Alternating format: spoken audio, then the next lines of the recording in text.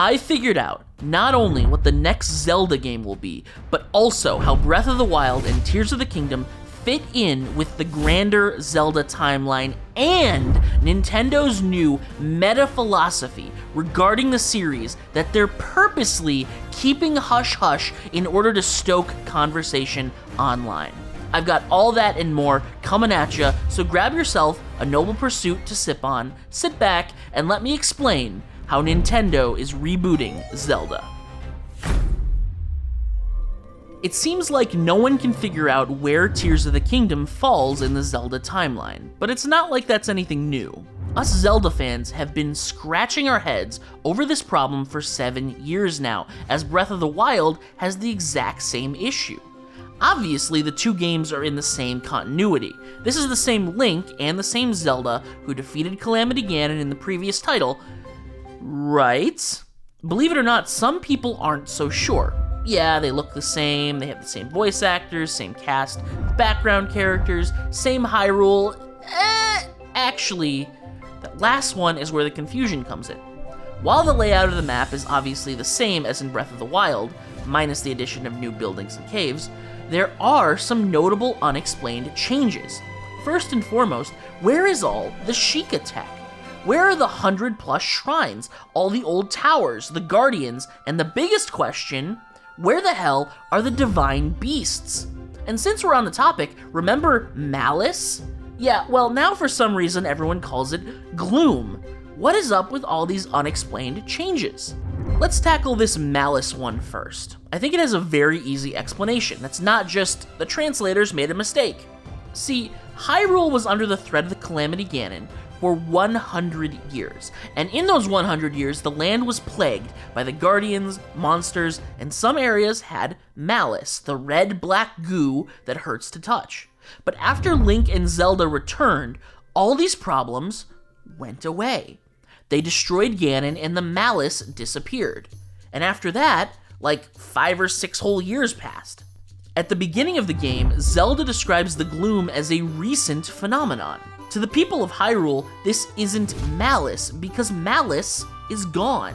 It was all destroyed years ago, so this gloom is a completely new problem.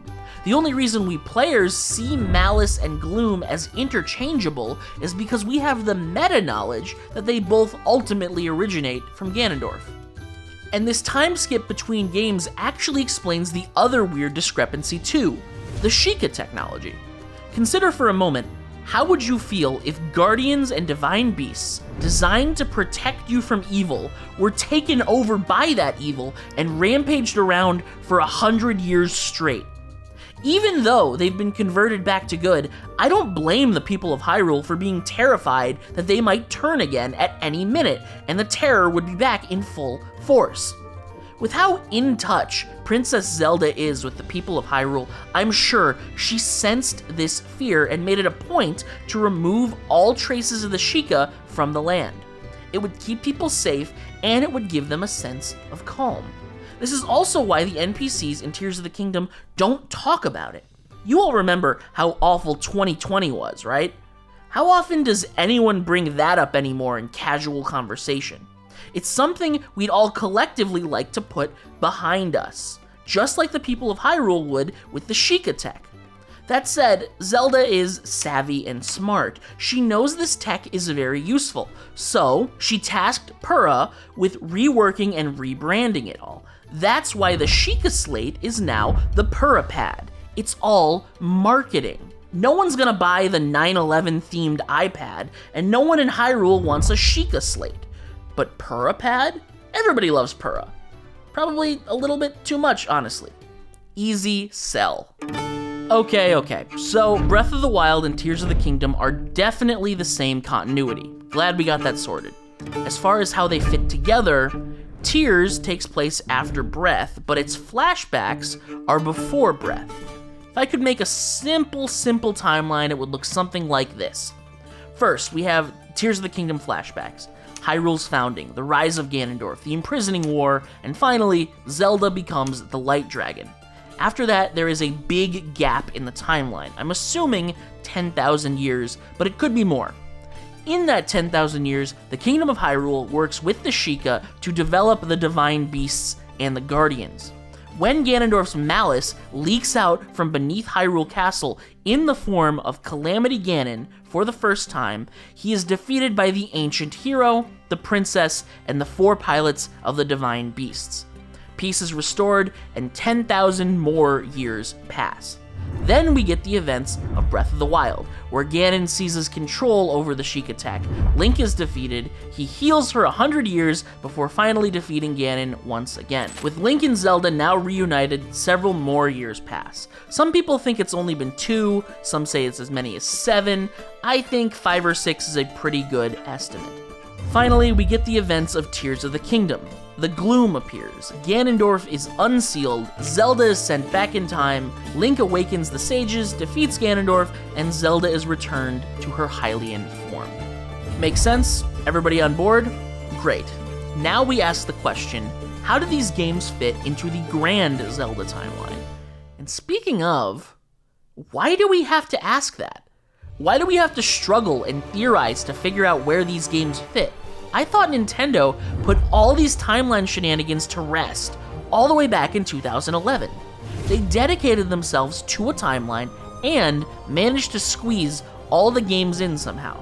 So why are they so evasive about these new ones? It is a real head scratcher. To answer that, we have to take a small detour. How familiar are you with the original 1986 Legend of Zelda? How about its sequel, Zelda 2, The Adventure of Link, or the third game, A Link to the Past? Most players today aren't familiar at all. These games haven't received remasters like Ocarina of Time or Wind Waker, and if we're being honest, these games are old as hell. NES and SNES titles are simply not something modern gamers seek out to play all that often. So I'll give you a brief rundown of the plot of these games, the story that started it all. And I promise this is relevant, so stick with me. The very first Zelda has an incredibly simple story. The Prince of Darkness, Ganon, descends upon the land of Hyrule, stealing the Triforce of Power. In order to prevent him from achieving ultimate victory, Princess Zelda takes the Triforce of Wisdom and splits it up into 8 pieces, scattering them across the land. 10-year-old Link, the lone hero discovered by Impa, is tasked with gathering up the Triforce of Wisdom as he travels Hyrule. Then he enters Death Mountain to defeat Ganon and save Zelda. That's it. Really. There are all the little bits I'm sure you're familiar with. The first person you meet is the old man who tells you it's dangerous to go alone. There's the candle, the recorder, the magic rod, the unfortunately shaped dungeon. You all know the drill. The story is so rudimentary, there aren't even 3 pieces of the Triforce yet. But anyway, the game ends as Link and Zelda stand triumphant, Ganon defeated, each holding a piece of the Triforce. The sequel, The Adventure of Link, takes place in the same version of Hyrule, only 6 years later. Now 16, Link one day discovers a strange marking on the back of his hand. Showing Impa, she leads him to North Castle, where his hand allows him to open a secret door. Inside lays the Princess Zelda, but not the Zelda he saved in his last adventure. As it turns out, this sleeping woman is Princess Zelda the First, who was cursed to an eternal slumber many ages ago. This is known as the tragedy of Zelda the First. Only by finding the Triforce of Courage could Link unite the 3 and wake her from this endless sleep. Link sets out on a new adventure, battling against the dwindling forces of Ganon, who wish to take his blood and revive their fallen leader. After traveling through the different islands across Hyrule and battling the guardians that protect the sacred palaces, Link finally makes it to the Great Palace, where he battles the final guardian as well as his own shadow. Receiving the Triforce of Courage, he enters the chamber with the sleeping Princess Zelda and finally wakes her, proving his heroism once again. Finally, and I promise to keep this last one quick, we have A Link to the Past. The third game in the franchise, this one was actually a prequel to the first 2. Its story is much more complex, but all you need to know is that it tells the tale of a different Link and Zelda from the first 2 games. This Link collects the pendants of virtue, which allow him to wield the Master Sword for the first time in the series. He then travels to the Dark World, the corrupted keeping place of the Triforce. He is briefly turned into a little bunny rabbit. He gathers up the 7 maidens, they fight their way to Ganon's lair, kick his ass, and save Zelda. Right. Oh yeah, and for some reason, the sprite for Link in this game has pink hair. It's not really relevant, I just thought I should make note of it. The important thing is, this game establishes almost all the primary pieces of lore that the series sticks to going forward. The Imprisoning War, the creation of Hyrule and the Triforce, the chosen hero and how he wields the Master Sword. This game is the genesis for all of that lore. So, if we were to make a timeline, it would look just like this. First, the backstory of Zelda 2. We have the tragedy of Princess Zelda I, who is sentenced to eternal slumber. Many years pass. Then we get the story of A Link to the Past. Ganon appears, but the chosen hero wields the Master Sword and defeats him. Fast forward many, many more years, and we have the original Legend of Zelda. Link saves Zelda from Ganon, and finally, 6 years after that, we see the events of Zelda 2, where Link defeats his shadow and wakes Zelda I from her slumber. And there it is! If you haven't caught on yet, I will spell it out for you. Nintendo is soft rebooting the franchise, one game at a time. Breath of the Wild is a spiritual remake of Zelda 1, and Tears of the Kingdom is a spiritual remake of Zelda 2. If these timelines aren't enough to convince you, how about I draw on some more similarities? Zelda 1 is open world. You start out the game by meeting the old man, then you're totally free to explore. Breath of the Wild is the first open world game in the series since the original. You start out the game by meeting the old man, and then you're totally free to explore. Zelda 1 ends with Link using the silver arrows to defeat Ganon, and at the end, Link and Zelda have both the Triforce of Wisdom and Power. 2 pieces. Breath of the Wild ends with Link defeating Ganon using the Bow of Light, he and Zelda taking him down, just the 2 of them. The backstory of Zelda 2 outlines the tragedy of Zelda I, how she was cursed to eternal slumber and sealed away. The flashbacks in Tears of the Kingdom tell the tragedy of how Zelda lost herself as she consumed her secret stone and transformed into the Light Dragon, her consciousness slumbering eternally inside the mindless spirit. Zelda 2 begins with Link's hand magically changing to show the symbol of Hyrule, and then that hand allows only him to open a door that's been sealed for millennia. Tears of the Kingdom begins with Link's hand being transformed into the founder of Hyrule's hand. It allows only him to open the sealed Temple of Time. In Zelda 2, Ganon's forces are out to get Link specifically, and in Tears of the Kingdom, Ganondorf and the Yiga clan are both out to get Link specifically. You traverse different islands in Zelda 2, but you traverse the Sky Islands in Tears of the Kingdom. Zelda 2 ends with Link defeating his evil shadow that mimics all of his movements, bringing together all 3 pieces of the Triforce, and waking Zelda I from her ages-long slumber. Tears of the Kingdom ends with Link defeating a Ganondorf who shadows his fighting style with perfect dodges and flurry rushes, and then, through the efforts of Link, Raru, and Sonia, 3 forces, they wake Zelda from her ages-long slumber as a mindless dragon. This is why they've been so evasive about explaining where these new games fit in the timeline. This is why we are seeing events we've seen before, like the Foundation of Hyrule, Ganondorf's Rise, and the Imprisoning War. In 2017, they said only that Breath of the Wild was at the very end of the timeline. They didn't give us any more information. And with Tears of the Kingdom, they say it's completely up to the fans to figure it out. They're being so sneaky about it because they know the answer will probably piss off so many fans.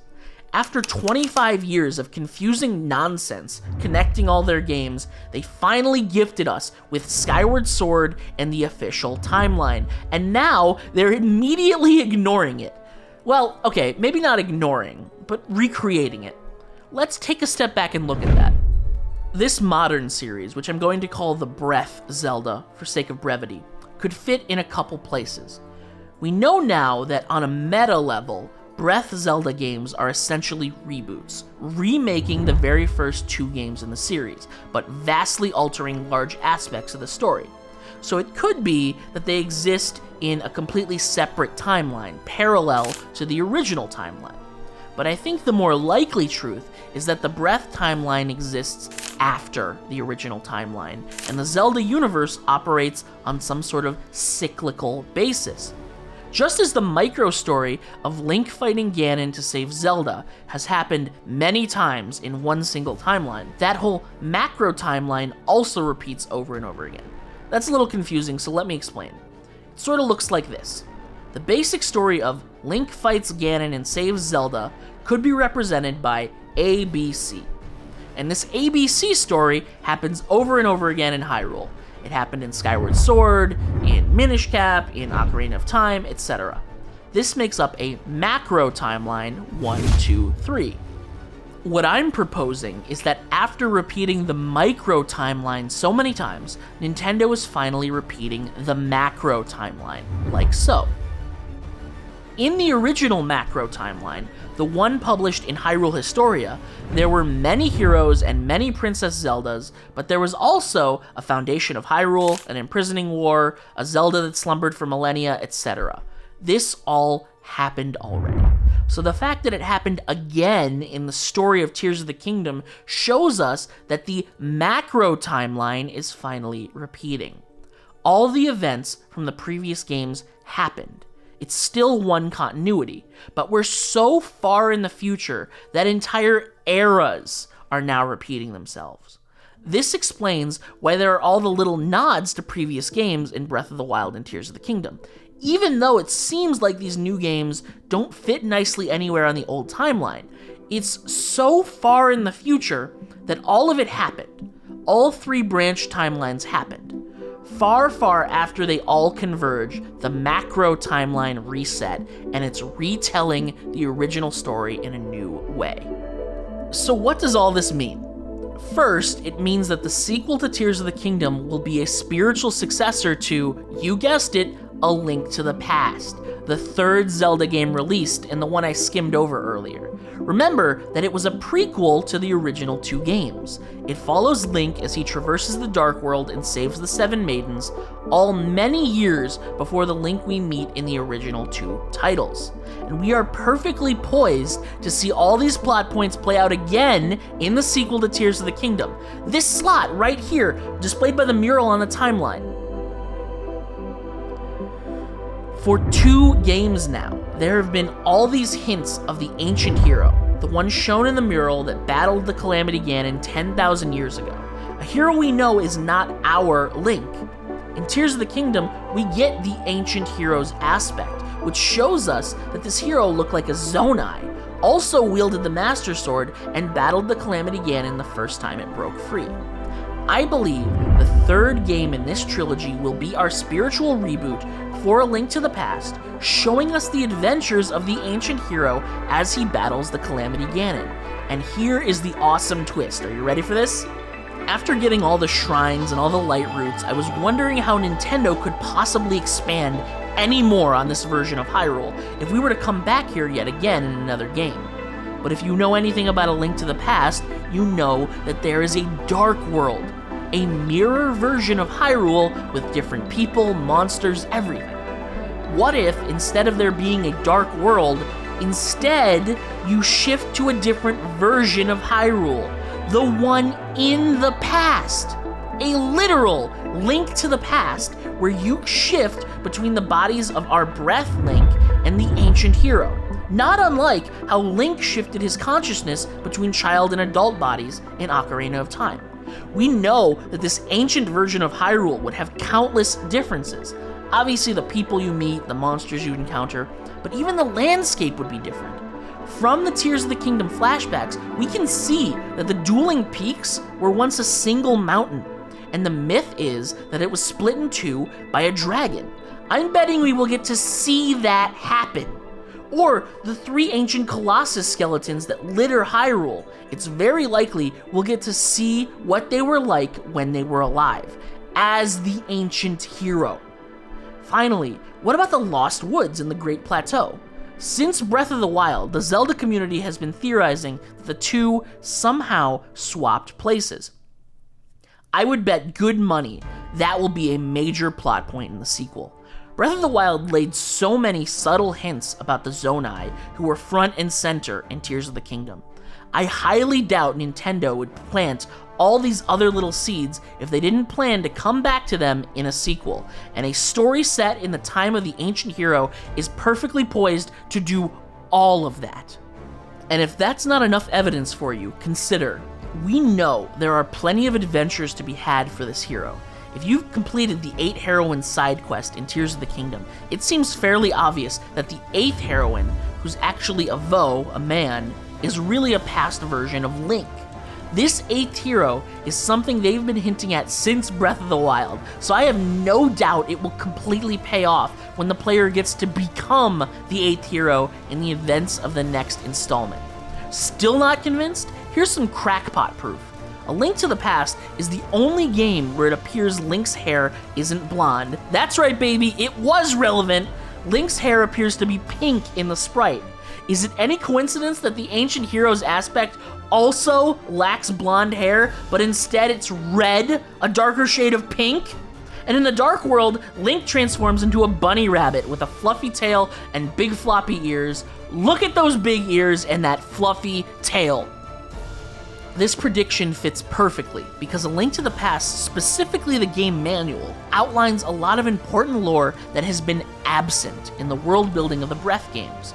Most importantly, the Triforce. Haven't you wondered why nobody mentions the Triforce in either Breath or Tears? It obviously exists. The image is on all the royal weapons and buildings, and Zelda clearly uses it to destroy Ganon at the end of Breath of the Wild. So where is it? It isn't until A Link to the Past that we actually get the lore behind the Triforce, how it was created by the 3 golden goddesses and placed in the Golden Land. I think we'll finally see it mentioned, as well as get a retelling of this origin in the next installment. And for one final mystery, we know that the Master Sword had to appear in this modern version of Hyrule at some point after the Tears of the Kingdom flashbacks, because Rauru and Sonia don't know anything about it. A Link to the Past begins with collecting 3 pendants to allow Link to wield the Master Sword. I think this new sequel, much like Skyward Sword, will be us forging the Master Sword as the ancient hero, and end with us placing it in the care of the Great Deku Tree, who at that point in history is probably just a little baby sprout. I could honestly go on for hours with all the little connections there are between this new continuity and the original games, but I think the last thing I want to touch on is the release date. I think it would be awesome if Nintendo could churn out the sequel in time for the series' 40th anniversary, which would be in 2026. But unfortunately, that's not super likely. Assuming it takes just as long as Tears of the Kingdom's development, that puts the release right at around 2030? What?